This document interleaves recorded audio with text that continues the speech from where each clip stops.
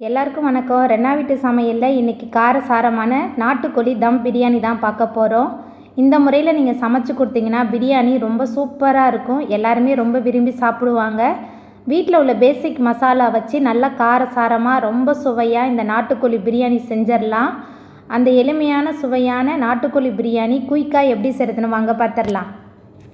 நாட்டுக்கோழி தம் பிரியாணி பண்ண போகிறோம். அதுக்கு அடுப்பில் அடிகனமான பாத்திரம் வச்சுருக்கேன். அதில் 5 டேபிள் ஸ்பூன் அளவுக்கு எண்ணெய் சேர்த்துக்கலாம். கூடவே 3 டேபிள் ஸ்பூன் நெய் சேர்த்துக்கலாம். எண்ணெய் சூடாகி நெய் நல்லா உருகி வரட்டும். எண்ணெய் சூடாகி நெய் நல்லா உருகி வந்ததுக்கு அப்புறமா இதில் பட்டை, கிராம்பு, ஏலக்காய் சேர்த்துக்கலாம். பட்டை, கிராம்பு, ஏலக்காய் எண்ணெயில் நல்லா பொரிய ஆரம்பிச்சிருச்சு. நீல வாக்கில் நறுக்குன்னு 5 பெரிய வெங்காயம் சேர்த்துக்கலாம். பெரிய வெங்காயத்தை சேர்த்துட்டு அடுப்பை மிதமான தணலில் வச்சு நல்லா கலந்து விட்டு வதக்கிடலாம்.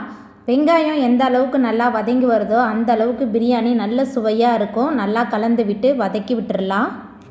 வெங்காயத்தை நம்ம சரியாக வதக்கலைன்னா வெங்காயத்தில் உள்ள தண்ணியிலேயே நம்மளோட பிரியாணி குழைய வாய்ப்பு இருக்குது. அதனால் வெங்காயத்தை நல்லா வதக்கிட்டு அதுக்கப்புறம் நம்ம பிரியாணி சமைக்கும்போது பிரியாணி நல்ல உதிரி உதிரியாக வரும்.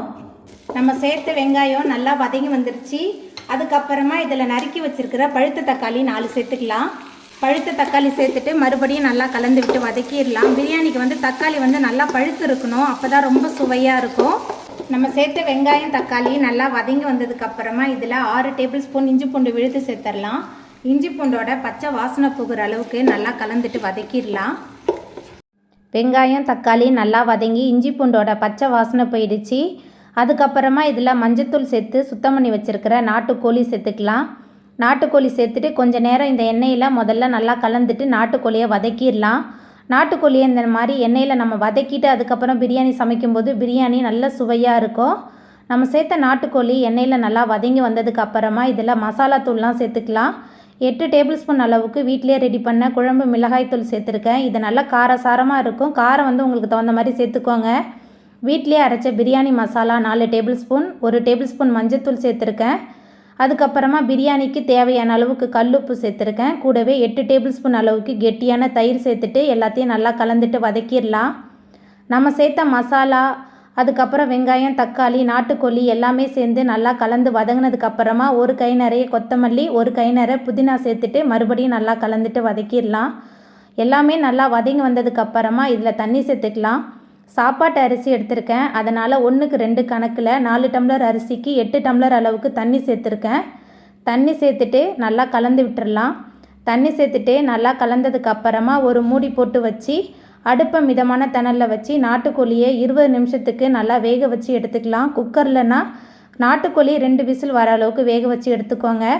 அடுப்பை மிதமான தணலில் வச்சு நாட்டுக்கோழி நல்லா வெந்து வந்துருச்சு. அதுக்கப்புறமா இதில் 10 நிமிஷமாக ஊற வச்சுருந்த சாப்பாட்டு அரிசியை சேர்த்துக்கலாம். சாப்பாட்டு அரிசி சேர்த்துட்டு மறுபடியும் நல்லா கலந்து விட்டுடலாம். இது கூடவே 2 டேபிள் ஸ்பூன் அளவுக்கு எலுமிச்சப்பழத்தோட சாறு, மேலால் 1 டேபிள் ஸ்பூன் நெய் சேர்த்துருக்கேன். நெய், எலுமிச்சப்பழத்தோட சாறுலாம் சேர்த்துட்டு நல்லா கலந்து விட்டுடலாம். தண்ணி பாதி அளவுக்கு சுண்டி வந்ததுக்கப்புறமா ஒரு பழைய தோசைக்கல்லை வச்சு அதுக்கு மேலே நம்ம ரெடி பண்ண பிரியாணி பாத்திரத்தை வச்சு மேலே ஒரு மூடி போட்டு மறுபடியும் 20 நிமிஷத்துக்கு நல்லா தம் பண்ணிடலாம்.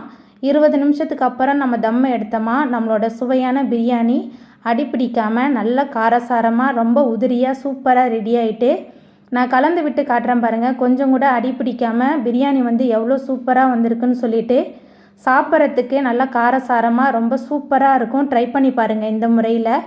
அவ்வளோதாங்க, காரசாரமான நாட்டுக்கோழி பிரியாணி ரொம்பவே சூப்பராக ரெடி ஆகிட்டு.